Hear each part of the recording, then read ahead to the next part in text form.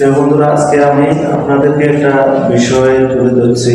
আপনারা যারা ইলেকট্রিক কাজ করে থাকি তাদের জন্য এই ভিডিওটা আমি করতেছি। ধরেন এখানে একটা হোল্ডার, ঠিক আছে, কোন কোম্পানি সেটা আমি দেখাচ্ছি না, কোম্পানির কোনো অ্যাড আমরা করে না বা করতে আসি নাই। এখানে ভালো মন্দ যেটা সেটা তুলে ধরবো, ঠিক আছে।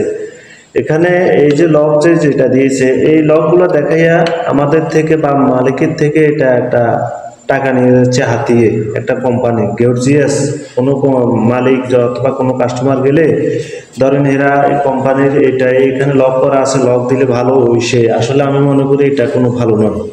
যে লকটা দিচ্ছেন এই লকটাতে এখানে লুজ কানেকশন করার সম্ভাবনা থাকে বেশি। আর যেখানে যে নর্মাল যে তারগুলো দিচ্ছেন, এই যে নর্মাল যে তারটা দেওয়া হয়েছে, এই তারটা কিন্তু দেখা গেছে আপনার এই কিছুদিন পরে হয়তো বা একটু লোড বেশি পড়লে এটা পুড়ে যায়, ঠিক আছে। তো সুতরাং আমি ইলেকট্রিশিয়ান যারা কাজ করেন তাদের উদ্দেশ্যে একটা কথাই বলবো, আপনারা এখানে এই যে তারটা খুলে ফেলবেন, ঠিক আছে। এই তারটা খুলে ফেলবেন, এই তারটা এখান থেকে খুলে যেটা এই কানেক্টরটা আপনি বাদ দিয়ে দিবেন। আপনি এই কানেক্টরটা এখানে রাখার কোনো প্রয়োজন নাই, ঠিক আছে। এই যে এইখান থেকে আপনি কানেক্টরটা লাইনটা বাদ দিয়ে দিবেন, বাদ দিয়ে আপনি সরাসরি এখানে তারটা ঢুকাই দিবেন। আপনার পয়েন্টে যে তারগুলা বা সিলিং ডোজ অথবা আপনার এই বাল্বের তার যে যাই হোক, যেটাই হোক, আপনি এখান থেকে এটা ঢুকাই এখানে ঢুকাই দিবেন, ঠিক আছে। তাহলে লুজ কানেকশন করার কোনো সম্ভাবনা থাকবে না। যত বড় লোড হোক, লোড এখানে সরাসরি কাউন্ট করবে, যতদিন হোল্ডার ভালো থাকে অতদিন। তো আমি মনে করি এভাবে কাজটা করা উচিত। আর দ্বিতীয়ত এখানে আমি এই যে এই ফ্যান স্পিন যে হোল্ডারগুলা, ঠিক আছে, এই ফ্যান স্পিন এটার ভিতরে ধরো প্লাস্টিকের ফ্যান স্পিন যে হোল্ডারগুলো, এটাও অনেক ডিস্টার্ব করে। কখনো কোনো ইলেকট্রিশিয়ান কাউকে এই ধরনের ফ্যান স্পিন যে হোল্ডারগুলো প্লাস্টিকের ফ্যান্স, এগুলো কখনো কিনে দিবেন না, অথবা কাউকে লাগাবার জন্য পরামর্শ দিবেন না।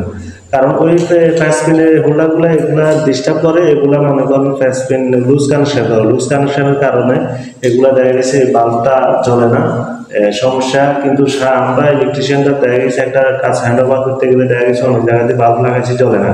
এটা যেটা আমি প্র্যাকটিক্যালি যেটা বুক করেছি বা পড়েছি এই সমস্যায়, এই জন্য আমি আপনাদেরকে এই বিষয়টা তুলে ধরলাম।